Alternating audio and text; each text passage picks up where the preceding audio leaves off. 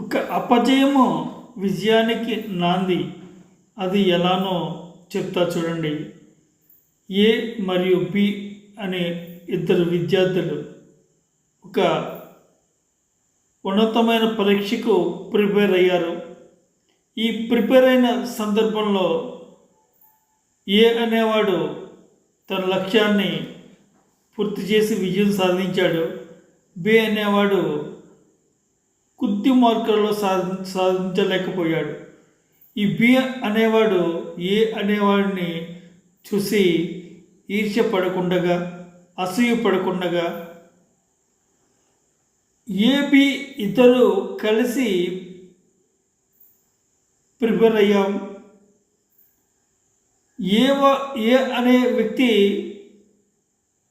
B అనేవాడి కంటే ఏ విధముగా ఏ విషయంలో వాడు విజయం సాధించడానికి దోహదపడిందనే విషయాన్ని నిశితముగా ఆలోచించి క్షుణ్ణంగా పరిశీలించినట్లయితే బి అనేవాడు చేసిన తన తప్పులు తనకే కనిపిస్తాయి. ఆ తప్పులు ఏంటో సరి చేసుకుంటే ఏని మించిన ఎక్కువ మార్కులతో బి అనేవాడు సాధించగలుగుతాడు. ఒక అపజయాన్ని చూసి కుంగిపోతే ఆ మనిషి ఇక పనికిరాడు. అపజయాన్ని చూసి అపజయంలో ఉన్న లోపాలను ఏంటి, ఎక్కడ తప్పిదం జరిగింది, మన స్ట్రాటజీలో ఉన్న లోపం ఏమిటి అనే విషయాన్ని జాగ్రత్తగా క్షుణ్ణంగా ఆలోచించినట్లయితే తన తప్పులు తనకే మార్గదర్శకాలు అవుతాయి.